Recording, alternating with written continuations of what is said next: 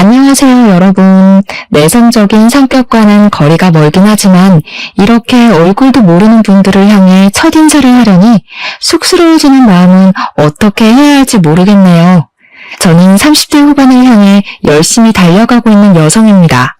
가끔은 참 이런 세월을 붙잡고 싶어지는 순간이 문득문득 찾아오게 되네요. 하지만 지나간 시간을 다시 되돌릴 수 있는 방법이 있는 것이 아니니 앞으로의 미래를 생각하면서 살아야 하는 게 맞겠죠? 저는 그렇게 생각합니다. 제가 과거로 돌아가고 싶어 하지 않는 이유는 바로 지금부터 말씀드릴 사건이 제 인생을 뒤흔드는 사건이었기 때문에 다시 겪고 싶지 않아서 돌아가고 싶지 않다는 것입니다. 세상에 이런 인간들이 소설이나 드라마에만 존재하는 게 아니라 진짜로 실존하는구나 하는 것을 느끼게 되었습니다. 너무나도 처참한 과거라고 생각이 들어서인지 사이다 복수를 하긴 했지만 다시 돌아가라고 하면 절대로 돌아가지 않을 것 같아요. 어떤 이야기인지 막 궁금하시죠?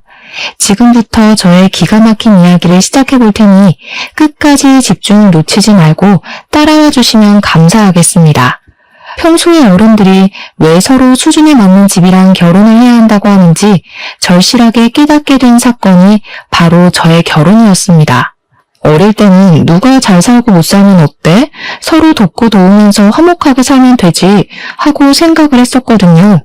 물론 저희 집이 경제적으로 부유한 집안이었기 때문에 그런 안일한 생각을 하게 되었을지도 모릅니다. 저희 어머니는 독일에서 유학을 하던 시절에 요리를 배우기 위해서 유럽에 오셨던 아버지와 눈이 맞아서 결혼을 하게 되셨습니다. 어머니께서는 성악을 전공하셨고 아버지께서는 요리 공부를 마치고 한국으로 돌아오셨는데 그때 이미 저를 독일에서 낳아 키우고 계셨던 상황이었습니다. 어머니께서는 한국으로 오자마자 성악가로 이름을 날리기 시작하셨고 지금은 대학 교수로 일을 하고 계십니다. 아버지께서는 청담동에 위치하고 있는 유명한 레스토랑을 운영 중이시고요. 이태리 음식을 전문으로 하는 곳인데 값이 워낙 비싸기 때문에 파스타가 먹고 싶다고 아무 때나 찾아갈 수 있는 그런 레스토랑은 아니랍니다. 전부 다 예약제로 운영을 하고 있기도 하고 아버지께서 워낙 프라이빗한 것을 선호하시기에 유명 인사들 사이에서도 맛집으로 소문이 나 있는 그런 비싼 레스토랑입니다. 아무튼 부모님께서 순탄대로를 걸어오시기도 했고 자리를 잘 잡으신 덕분에 저는 어릴 때부터 아주 부유한 가정 환경에서 구김살 없이 자랄 수 있게 되었습니다. 집도 학군이 좋고 비싸다는 청담동에 있었고 동네 아이들도 좋은 대학에 가는 것이 목표였던 터라 공부를 하며 선의의 경쟁에 대해 배우며 자랐습니다. 저는 대학을 꽤 좋은 학교에 입학을 하고 졸업을 했고 틈틈이 준비했던 자격증들 덕분에 취업 준비를 한 지 얼마 지나지 않아 대기업에 취직을 하게 되었습니다. 대기업의 생활이란 참으로 바빴습니다. 야근도 출장도 그렇고 컴퓨터 앞에서 떠나질 못하니까 몸이 점점 망가지기 시작하더라고요. 제가 또 운동하는 걸 별로 좋아하지 않아서 몸이 방치하다 보니까 20대 때에는 괜찮았는데 30대 중반에 들어서면서부터 몸이 힘들다는 게 절절하게 느껴졌습니다. 그래서 동네 헬스장을 알아보고 개인 PT를 등록해서 다니기 시작했는데 저의 개인 트레이너였던 남자분과 운동하면서 정이 싹 텄고 연애를 시작하게 되었습니다. 헬스 트레이너이긴 했지만 등록하는 손님이 꽤 많은 헬스장이 아니라서 그런지 매일같이 전단지를 돌리며 홍보를 하는 모습이 좀 힘들어 보이긴 했습니다. 어느 날은 저에게 운동이 좋아서 시작한 일이지만 다른 부가적인 일이 더 많은 것 같아서 힘들다며 다른 일을 알아볼까 하고 진지하게 고민을 하더라고요. 그런데 운동만 줄기차게 했던 사람이라 할 줄 아는 것이 별로 없었고 취업에 뛰어들자니 마땅히 취업을 할 만한 곳이 없었던 것입니다. 그래도 용기를 가지고 입사 지원서를 내고 면접을 보러 다니곤 했지만 결국 취업이 되지 않아서 원점으로 돌아와 헬스 트레이너 일을 계속하게 되었습니다. 엄청나게 우울해하면서 미래에 대한 불안함에 슬퍼하는 남자친구를 제가 옆에서 내내 지켜주고 달래주고 하면서 저의 연애 시간을 보냈습니다. 그렇게 1년이라는 시간을 넘게 만나다가 이렇게 계속 우울해하기만 하면 안 되겠다 싶어서 너무 사랑하는 마음에 제가 든든한 벽이 되어주기로 결심을 했습니다. 저는 남자친구에게 결혼을 하자고 프로포즈를 하게 되었고 남자친구는 제 프로포즈에 깊은 감동을 받았다며 저와의 결혼을 약속하게 되었습니다. 남녀가 바뀐 것 같다는 생각이 드실지 모르겠지만 사실 누가 먼저 프로포즈를 하는 게 무슨 상관이겠습니까? 그때는 그렇게 생각했습니다. 앞서 말씀을 드렸지만 저희 집은 꽤 부유한 집이었지만 사실 남편의 집은 저희 집과는 전혀 다른 사정을 가지고 있었습니다. 남편이 헬스장에서 열심히 벌어온 푼돈을 가지고 시부모와 시모까지 4명의 식구가 방이 2개밖에 없는 빌라에서 살고 있었던 것입니다. 방이 2개밖에 없었기 때문에 시부모가 안방을 사용하고 시모가 작은 방을 사용했으며 남편은 방이 없어서 거실에서 생활을 하고 있었습니다. 남편은 본인만의 공간이 없어서 너무 힘들었다는 말을 자주 했었는데 그 말의 끝은 결혼을 빨리 해서 집을 나가고 싶다는 결혼으로 자리를 잡았습니다. 사실 그 말 자체가 제가 프로포즈를 하게 된 결정적인 계기가 되는 말이기도 했고요. 어릴 때부터 늘 항상 저만의 공간을 가지고 있었던 저로서는 거실에서 생활을 하는 남편이 너무 안쓰럽게 보였고 빨리 공간을 만들어주고 싶었습니다. 프로포즈까지 한 마당에 양가에 인사를 드리러 가게 되었는데 저희 집에서 남편의 직업이 헬스 트레이너라는 사실을 알고는 탐탁지 않아 하셨습니다. 고정적인 수입이 별로 되지 않고 헬스 트레이너에 대한 인식이 별로 좋지 않았기에 저에게 고민을 더 해보라고 말씀을 하셨습니다. 하지만 저는 남편을 너무나도 사랑했고 남편이 힘들어하는 걸 보고 싶지 않았기 때문에 결혼을 몰아붙여 감행하게 되었습니다. 물론 저희 부모님께서도 사람 보는 눈이 있고 연륜이 있었기에 저를 말리신 것이겠지만 아무것도 모르는 제가 그 염려를 무시하게 된 것이었습니다. 그게 정말 큰 실수였다는 것을 머지않은 시간 만에 깨닫게 되었고요. 제가 참 불행했죠. 그 당시에는 양가 상견례를 하는 자리에서 연신 눈물을 훔치며 집에 돈이 없어서 한 푼도 지원을 해줄 수 없다는 시모가 너무나도 안타까웠습니다.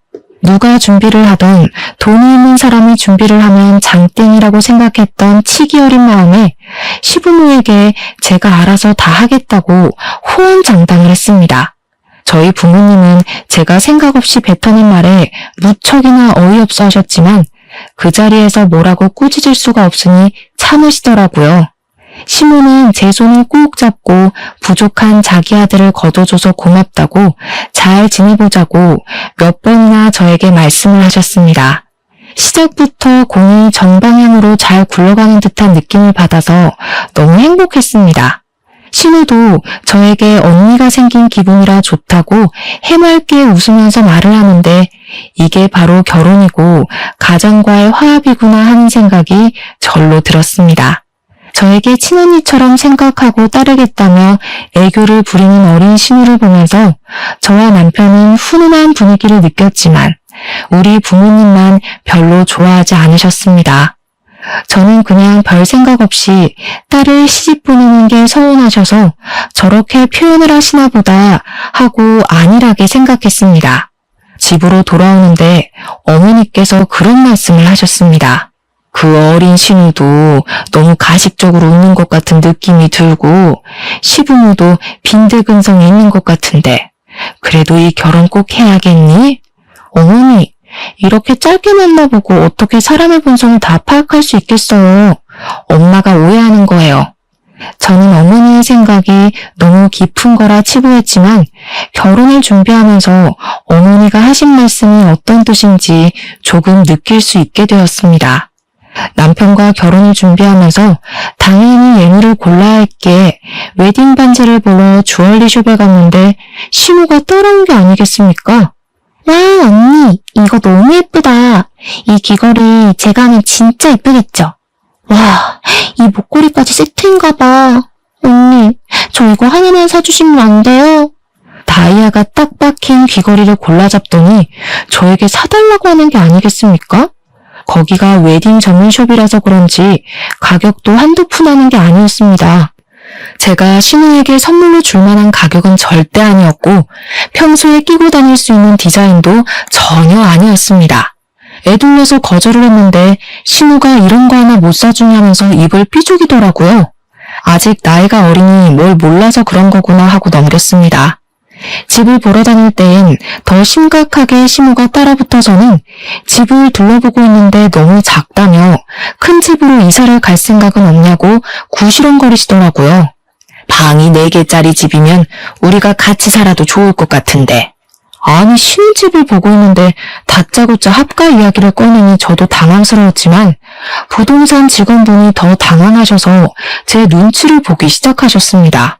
신우는 눈치도 없는 건지 일부러 그러는 건지 선심을 쓰듯이 안방은 너네가 쓰고 작은 방은 우리가 쓰고 하면서 은근히 합가 이야기를 꺼내더라고요. 저는 당연히 신혼생활에 대한 환상도 있었고 남편이 집을 떠나고 싶어 했다는 것을 잘 알고 있었으니 딱 잘라서 거절의 의사를 비췄습니다. 어머님, 저희도 신혼인데 부부간에 화합을 해야 하고 합가는 조금 아닌 것 같습니다. 어이구, 나는 너를 딸처럼 생각하기로 했는데 너는 아니구나. 내가 불편하니? 이제 한 가족인데 너무 서운하게 딱 자르는구나.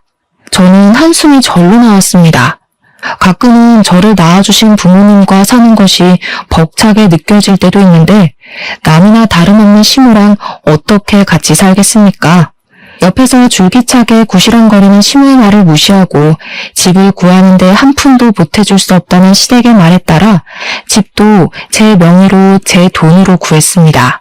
제가 또 나름 대기업을 종사하게 된 지 10년 차가 된지라 모은 돈이 꽤 많이 있었거든요. 물론 남편에게는 대출을 받았다고 거짓말을 했고요. 그게 저희 부모님께서 돈을 지원해 주시는 조건이기도 했습니다. 처음부터 돈이 있다는 사실을 밝히는 것은 서로에게 좋지 않게 작용을 할 것 같으니 최대한 대출로 얻은 집이라고 말을 하길 원하셨습니다. 하지만 말과는 다르게 부모님께서는 신혼부부가 어떻게 될지도 모르는 불안한 상황에서 몇 억의 대출은 위험하다고 하시며 돈을 빌려주셨습니다. 남편은 당연히 제가 은행에서 대출을 받은 줄 알고 앞으로 이자를 어떻게 내야 할지에 대해 고민을 하더라고요. 저는 적당히 장단을 맞추며 남편에게 내 명의로 대출을 받아야 하기 때문에 집 명의도 내 명의로 해야 한다고 속이게 되었습니다. 그 이후 혼수를 사러 다닐 때에도 시무랑 신우가 쫓아와서는 우리 집에서 세탁기 건조기 있으면 좋겠다, 공기청정기 좋아 보인다면서 알짱거렸습니다. 그 말이 저에게 사달라고 하는 말인 걸 알면서도 모른 척했는데 남편이 저에게 슬쩍 그러더라고요. 우리 집 세탁기 15년 된 통돌이인데 매번 거기서 옷 꺼내고 하기가 너무 힘들긴 하더라. 드럼 세탁기 하나 놔두리면 우리 엄마가 좋아할 텐데. 그러면서 제 눈치를 은근히 살피는데 이 남자가 염치가 없다는 생각보다는 귀엽다는 생각이 먼저 들 만큼 제가 남편에게 푹 빠져 있었습니다. 거기다가 직원이 저에게 2개씩 사면 할인을 더 넣어주겠다고 살랑거리는 바람에 시댁에도 세탁기와 건조기를 선물로 놔드리게 되었습니다. 제가 카드로 결제를 하는 걸 보더니 좋아서 어쩔 줄 몰라 하시는데 괜히 제 기분도 좋아지더라고요. 결혼식 전날까지도 사실 저희 부모님은 지금이라도 늦지 않았으니까 결혼을 미루고 싶으면 당장 이야기를 하라고 은근히 저에게 말씀을 하셨습니다. 하지만 결혼식 전날 파투를 낼 신부가 몇이나 되겠습니까? 게다가 저는 남편을 진심으로 너무너무 사랑하고 있었기 때문에 결혼식을 하겠다고 했습니다. 신혼집의 혼수까지 제 돈으로 준비했다는 사실을 알게 된 저희 부모님께서는 시댁이 염치가 없어도 너무 없어서 걱정이라며 저를 살짝 질책하셨습니다. 어떻게 만나도 그런 거지 같은 집안을 만나냐는 식으로 말씀을 하시는데 솔직히 저도 발끈하긴 했죠. 그런데 시댁에서 정말 돈 500만 원이 없다면서 가구나 가전을 하나도 선물을 해주시지 않았기에 제가 부모님께 할 말이 딱히 없었습니다. 그래도 제 가족이 될 사람들이었기에 저는 그때도 시댁의 편을 들었습니다. 누구나 저희 집안처럼 부유하게 살지 못한다고 말입니다. 물론 제가 세탁기와 건조기를 선물해드렸다는 사실은 비밀로 해야 했습니다. 제가 딱 한 가지 시부모님께 난감했던 적이 있었는데 저희가 신혼여행을 하와이로 가기로 결정을 내렸거든요. 그런데 시부모님이 해외여행을 한 번도 가본 적이 없다며 하와이를 같이 가고 싶다고 신혼여행을 따라가겠다고 하시는 거 아니겠습니까? 돈이 한 푼 없어서 저희에게 방향제 하나 선물해 주시지 못한 분들이 무슨 돈이 있어서 하와이를 가고 싶다고 하시는 건지 제가 이건 아니다 싶어서 나중에 같이 해외여행을 가자고 신혼여행인데 부부 둘이서만 가고 싶다고 말을 하니까 삐지시더라고요. 나는 살면서 비행기를 한 번도 타본 적이 없어서 해외여행 가보는 게 소원이었다. 아들 부부 갈 때 따라가야 좋은 거 많이 보지 않겠니? 너네만 좋은 거 구경하겠다면서 은근히 비꼬시는데 저는 제가 이걸 왜 고개 숙여가면서 시부모를 설득해야 하는지 이해가 가질 않았습니다.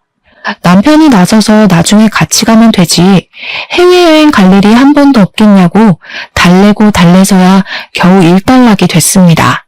결혼식을 마치고 신혼여행도 잘 다녀온 뒤에 시댁 친정에 인사를 드리러 갔는데 제가 사온 물건을 보더니 시모가 인상을 쓰는 게 아니겠습니까? 언니 대기업에 다닌다면서 선물이 고작 이게 뭐예요? 화장품? 이런 거 말고 나 명품백이나 하나 사주지. 화장품이랑 가방이랑 가격이 같았으면 명품백으로 사드렸겠죠. 시모, 나중에 가방은 시모가 돈 모아서 사요. 우리 애가 돈 모아서 그런 사치품을 사겠니? 누가 선물을 해줘야 쓰는 거지. 경제적인 차이가 나니까 있는 사람이 없는 사람을 위해 써야 하는 거 몰라? 다음에 해외여행을 갈 때엔 내 선물도 비싼 양주로 사오고 우리 딸 들고 다닐 그 명품백인지 뭔지도 하나 사와라. 그래, 우리처럼 이렇게 바라는 바가 확실한 사람이 편하다는 건 살면서 깨닫게 될 거다. 시댁이랑 등져서 좋은 게 뭐가 있니? 이런 말을 면전에서 들었다고 생각해보세요. 제가 진짜 어이가 없어서 할 말을 잃고 가만히 있었습니다. 그랬더니 남편이 옆에서 실실 웃으면서 다음에 해외에 갈 때는 같이 가서 고르자고 자기 취향으로 고르는 게 좋지 않겠냐고 말을 하더라고요. 아니 누구 마음대로 다음에 해외 갈 때 같이 간답니까? 남편이 처음으로 7푼이 8푼으로 보였습니다. 아무튼 신혼생활은 둘이 있을 때는 나름 꿀을 바른 듯 달달했고 시댁 식구가 껴있을 때는 시궁창도 이런 시궁창이 따로 없겠다 싶을 정도로 악몽 같았습니다. 시댁 식구들의 염치가 남에게 다 져버린 수준인지 만나기만 하면 저한테 이거 해달라 저거 해달라 하면서 요구하기 바쁘셨거든요. 세탁기와 건조기를 사드렸던 게 실수였을까요? 그걸로 만족하지 못한 시부모님은 그 좁은 집에 이것저것 많은 가전을 새로 들이기 원하셨습니다. 요즘 설거지만 하면 어깨가 결리고 팔이 아파서 도무지 집안일을 할 수가 없다. 요즘 보니까 그 식기세척기? 그게 사람 손보다 낫다고 하던데. 어머님, 저희 집에도 식기세척기 없어요. 그래? 그럼 우리 집에도 하나 놓고 엄마 아빠 집에도 하나 놓고 2개 살까? 우리 엄마도 주방일 베테랑인데 그거 하나 있으면 좋다고 하잖아. 제가 진심이냐는 얼굴로 남편을 싸늘하게 바라보니까 눈치 없는 우리 남편은 헤헤 웃으면서 뭐가 문제냐는 식으로 저를 바라보더라고요. 정말 이럴 때 보면 머릿속에 뭐가 들었는지 궁금할 정도로 좋게 말하면 천진난만, 나쁘게 말하면 대가리가 텅텅 비어있는 놈 같았습니다. 남편이 한 달에 벌어오는 돈이라고 해봐야 끼케야 250만 원이 안 되거든요. 그것도 고객 유치가 되어야지만 받을 수 있는 돈이었고요. 제가 버는 돈은 400만 원 가까이 되는 돈이었고요. 남편이 고객 유치가 안 되는 달에는 한 달에 180만 원을 겨우 벌까 말까 했어요. 기본급 자체가 애매하다고 생각해야 할 정도였고 영업을 열심히 해야지만 돈을 벌 수 있는 구조였기 때문에 돈이 늘 부족했습니다. 그런데 우리 남편은 저와 결혼을 한 이후에 시댁 살림에 신경을 안 써서 그런 건지 뭔지 쓰는 돈이 점점 늘어나고 있었습니다. 헬스 트레이너들은 유행에 민감해야 한다고 하면서 옷을 어찌나 사입어대는지 집에 택도 안 뜯은 옷들이 수두룩할 정도였습니다. 거기다가 요즘의 영업을 전부 SNS를 통해서 하는 거라며 하루 종일 손에서 휴대폰을 놓지 않고 생활을 하니 얼마나 꼴보기가 싫겠습니까? 하지만 저는 남편을 진심으로 사랑했고 모든 허물을 감싸줄 수 있다고 믿고 있었기 때문에 남편이 하는 행동에 불만을 가지지 않으려고 백방으로 노력을 했습니다. 하지만 그런 마음이 먹기와는 반대로 시댁에서의 염치 없는 행동은 날이 가면 갈수록 도를 지나치고 있었습니다. 어느 날 우리 아버지께서 저에게 전화를 하셔서 너무 오랜만이라 반갑게 받았더니 시작부터 황당함을 감추지 않으시고 말을 하시더라고요. 아버지께서 평소 통화할 때 그런 식으로 전화를 받자마자 이야기하시는 경우가 거의 없기에 저는 무슨 일이냐고 바로 여쭈어 보았습니다. 어제 사돈 어른들이 우리 식당에 찾아와서는 예약도 없이 다짜고짜 식사를 하겠다고 하시는 게 아니겠냐. 거기다가 무슨 친척분들을 죄에다 끌고 밥을 달라고 소리를 치는 것도 모자라 내가 평소에 행사 때에만 열어두는 룸에다가 10대 명의 손님들을 모시게 됐지. 사돈 어른들이 코스 요리를 싹 시키시길래 웬일인가 했더니 글쎄 돈도 안 내고 잘 먹었다고 인사만 하고 쏙 사라지는 게 아니겠냐. 내가 황당해서 원. 그렇다고 우리 딸 시집살이 당할까 무서워서 돈 내라고 소리도 못 지르고 된통 당했다. 친척분들까지 싹 끌고 가서는 무전 취식을 했다는 말에 제 얼굴이 다 화끈해지고 있었습니다. 제가 너무 놀라서 시댁에 전화를 하겠다고 하고 아버지와의 통화를 마무리하고는 바로 시모에게 전화를 걸어서 어제 있었던 일에 대해 여쭈어 보았습니다. 정말 친척분들을 죄다 끌고 가서 공짜로 코스 요리를 먹고 온 것이 맞는지 재차 확인을 하는데 시모가 저에게 버럭하시면서 말을 하시더라고요. 그런 걸로 치사하게 돈 내라고 하시든 가족끼리 정도 없이 그거 재료값 얼마나 한다고 돈을 내라고 그러냐? 내가 재료값 드린다고 해. 어머님, 재료값 때문에 이러는 게 아니라는 거 아시잖아요. 저희 아버지께 미리 말을 해주신 것도 아니고 다음부터는 이러지 마세요. 가족 좋다는 게 뭐냐? 이런 일이 있을 때마다 어깨도 살려주시고 하는 거지. 딸 좋다는 거 다 뻥이네 뻥이야. 저희 아버지를 갑자기 거짓말쟁이로 치부하는 것도 어이가 없고 저도 어설프게 대꾸를 했다가는 이런 일이 반복될 것 같아서 세게 말을 했습니다. 어머님, 저희 아버지 식당 정말 고급 식당이라 예약 없이는 갈 수도 없어요. 그런데 시부모님 오셨다고 일부러 열지 않는 문까지 열어주신 거라고요. 그 정도로 대접을 받으셨다면 고맙다고 생각을 하셔야지. 지금 저한테 이렇게 뻔뻔하게 나오시면 안 되죠. 뭐야? 뻔뻔? 우리가 남도 아니고 특별한 손님인데 시댁 무서운 줄도 모르고 그런 소리를 해? 이런 식으로 나오는 건 아니라고 생각한다. 끊자. 시모는 답이 정해진 사람인 것 마냥 애처럼 굴었고 저는 시모를 설득하는 일을 포기하게 되었습니다. 저희 어머니께서는 성악을 전공하신 뒤 성악가로 이름을 알리시다가 지금은 대학 교수로 일을 하고 계시는데 몇 년에 한 번씩 독창의 공연을 올리시곤 하십니다. 후배들을 데리고 양성을 하신다는 명목으로 자선 공연처럼 하시는 건데 이번에도 공연을 하신다고 하시며 저에게 초대장을 줄 테니 보러 오라고 하셨습니다. 평소에 어머니께서 노래를 부르는 모습을 가장 좋아했던 저로서는 몇 년에 한 번씩 오는 이 공연이 무척이나 기대되는 공연이었습니다. 제가 남편에게 같이 가자고 말을 했더니 남편이 시댁에 가서 자랑하듯이 우리 어머니께서 하시는 공연을 설명하고 온 것입니다. 그러니 신우가 갑자기 자기도 평소에 그런 클래식한 공연을 보는 게 소원이었다면서 친구들을 데리고 가도 되겠냐고 물어보더라고요. 우리 신우가 아이돌 좋아하는 건 알았지만 클래식에도 관심이 있는 건 전혀 몰랐던 터라 의아했긴 했지만 경험이라는 것은 중요하니 알겠다고 했습니다. 티켓은 제가 구해다 주겠다고 말을 하고 몇 명이나 갈 것이냐고 물어보니까 대충 5명 정도 갈 것 같다고 5장을 달라고 하더라고요. 신우에게 티켓을 전달해주고 저도 설레는 마음으로 남편이랑 같이 보러 갔는데 진짜 티켓 준 걸 뼈저리게 후회하게 되었습니다. 제가 일부러 좌석도 좋은 좌석으로 어머니께 부탁을 드려서 받아낸 티켓이었는데 신우 친구들이 전부 하나같이 문제가 있더라고요.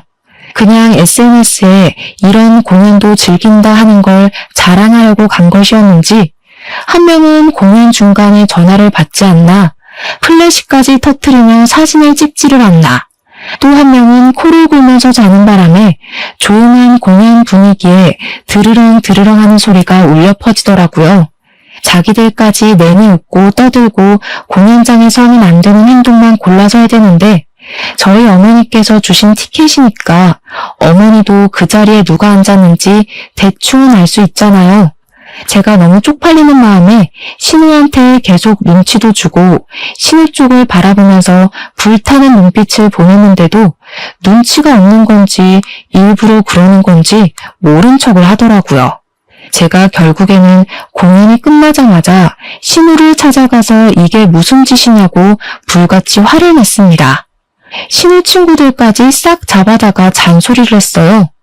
공연 기본 매너 같은 것도 몰라요? 누가 공연 중간에 사진을 찍고 전화를 받고 떠들어요. 이런 건 기본 에티켓이잖아요.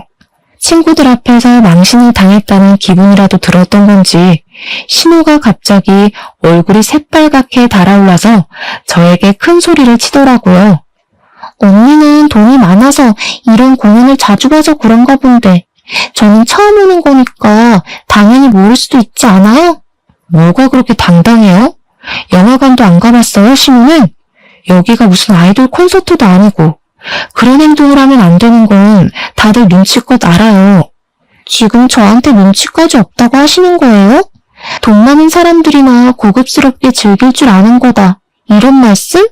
제가 그렇게 비약한 적은 없는데 신우 자격지심이 너무 센 거 아니에요?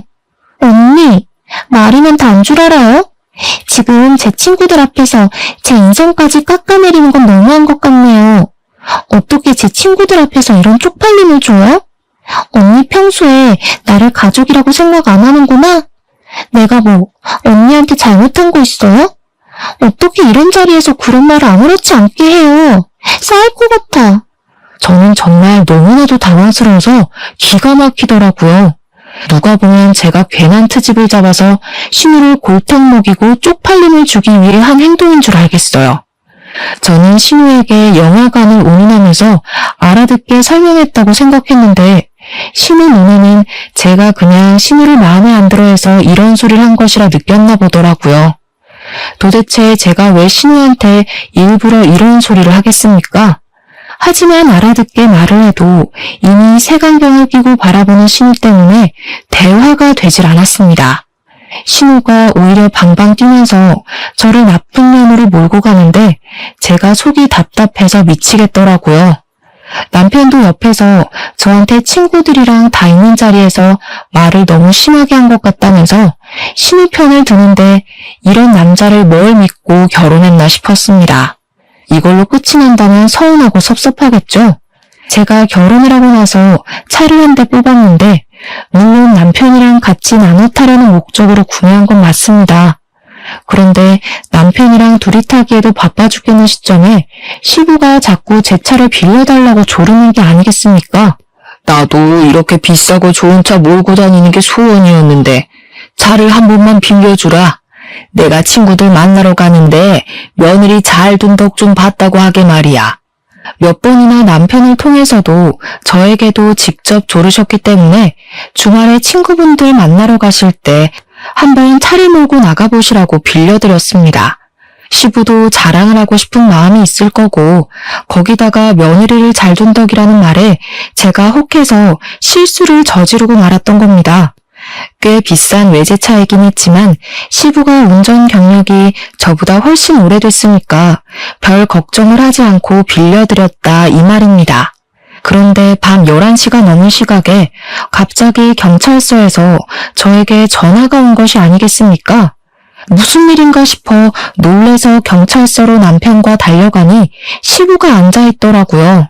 그런데 얼굴이 벌겋게 달아오른 게 누가 봐도 술에 취한 사람 같은 것 아니겠습니까? 제 예상은 현실이 되었습니다. 시부가 음주운전에 걸린 것입니다.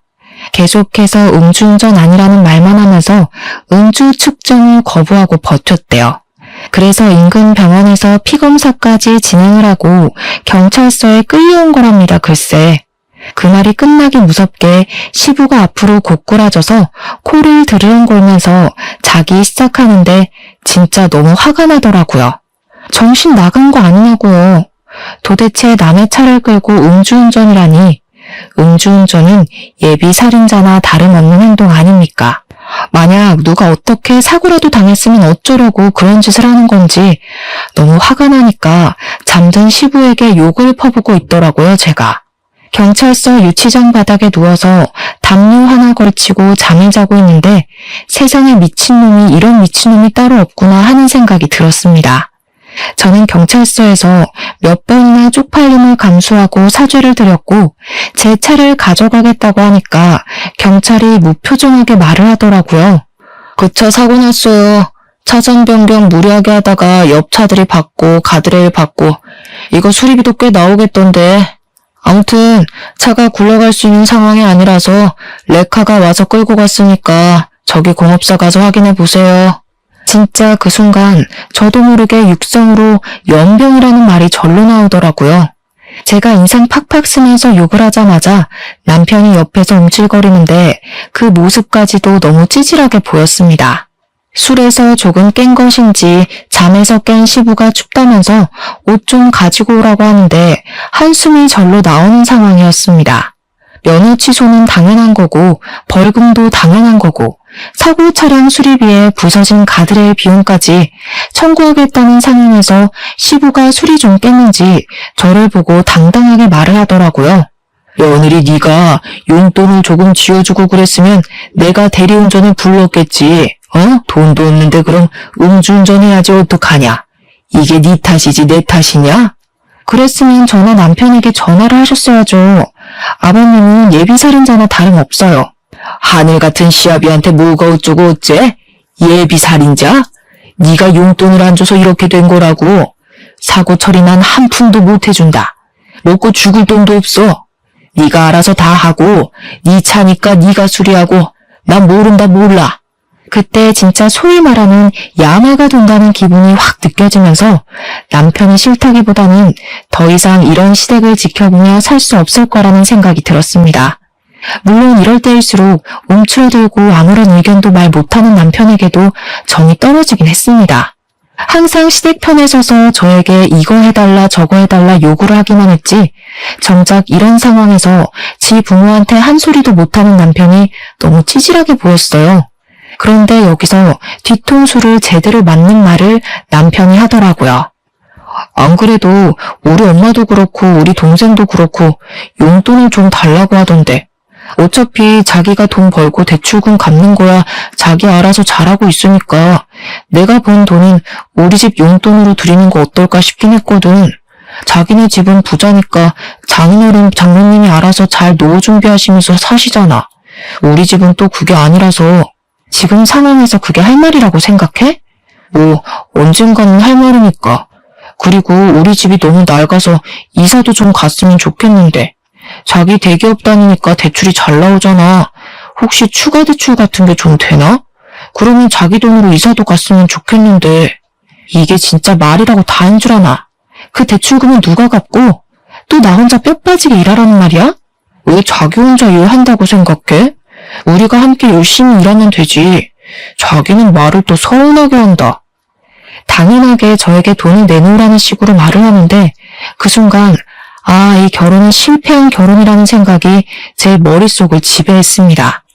이대로 가다가는 영영 시댁의 노예로 살게 될 것이 자명했기에 저는 부모님의 마음을 10분 이해할 수 있었고 동시에 이혼을 하겠다는 결심을 하게 되었습니다. 염치도 없고 눈치도 없는 남편.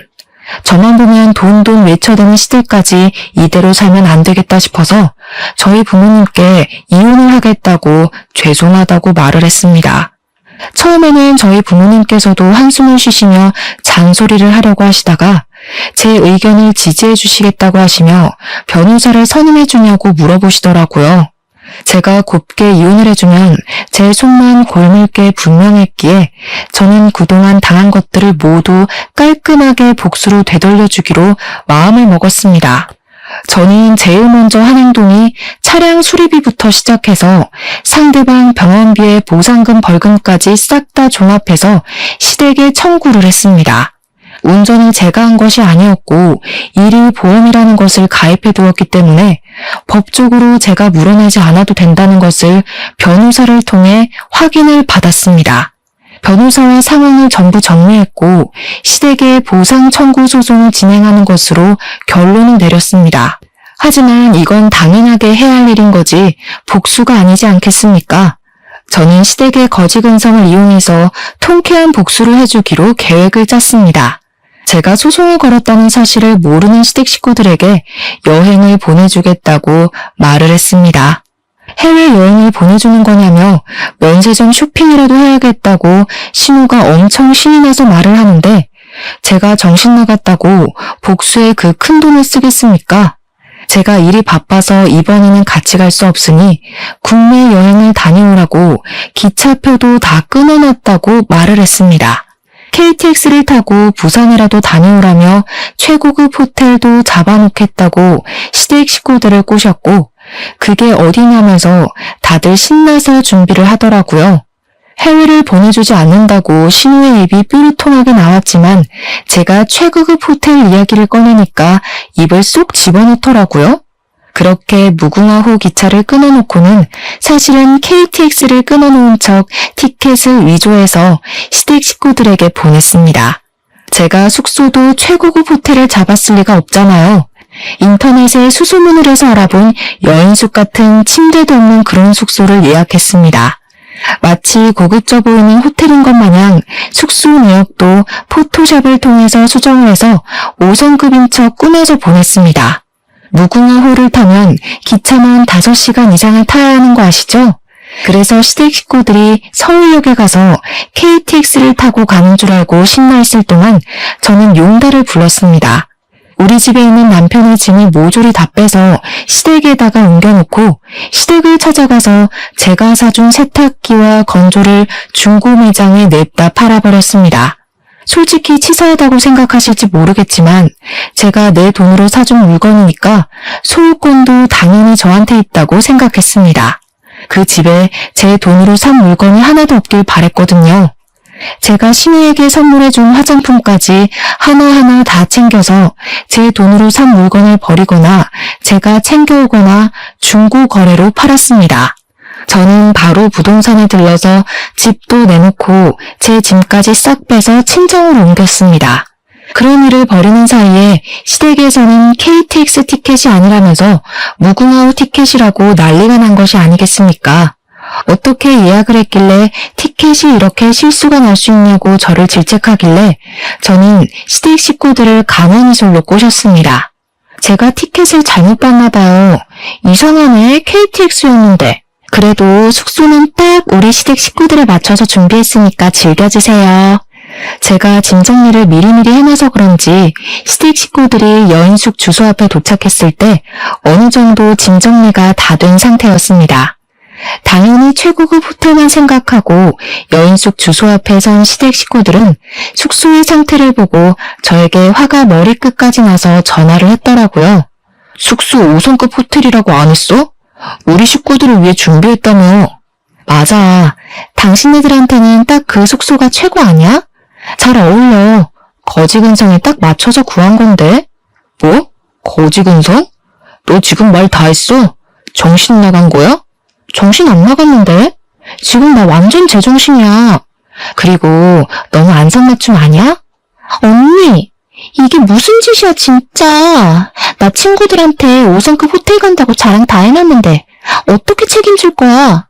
지금 시댁 식구들을 무시하는 게야? 시집살이 제대로 한번 시켜줘. 지금이라도 5성급으로 바꿔놓으면 우리가 해프닝이라고 생각하고 웃어 넘기마. 저는 쉴 새 없이 떠드는 그들의 입을 제대로 막아주겠다고 결심했습니다. 내 차 수리비 1,200만 원, 상대방 차 수리비 800만 원, 음주운전 벌금 1,000만 원, 거기다가 내 정신적 피해 보상비에 차량 렌트비, 가드레일 수리비, 제가 하나하나 다 받아낼 테니 앞으로 소송 준비 잘 하시고요. 제가 선물해드린 가전들과 생필품들은 제가 다시 가져가도록 할게요. 그래도 그건 제가 처음에 좋은 마음으로 선물을 해드린 거니까 새거 값으로 받지 않는 걸 고맙게 생각하세요. 아, 그리고 여보, 우리 집 부동산에 내놨어. 짐은 다 시댁으로 돌려놨고.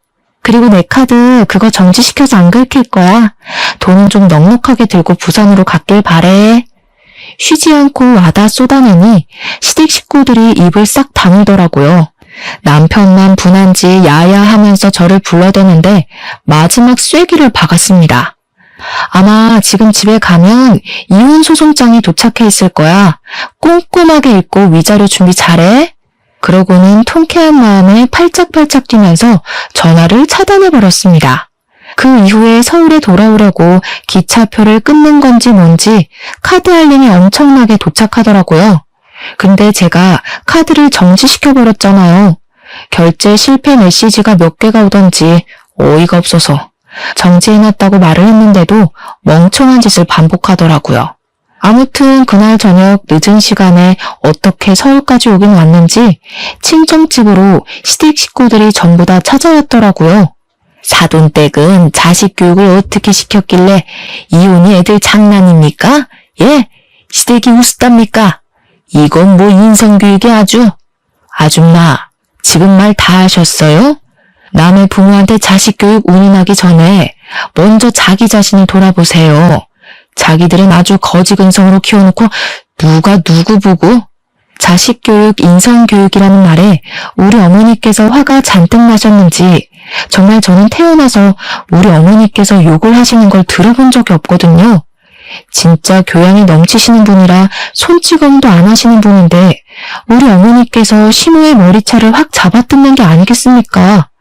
저랑 아버지랑 진짜 둘 다 너무 놀라서 말리지도 못했어요.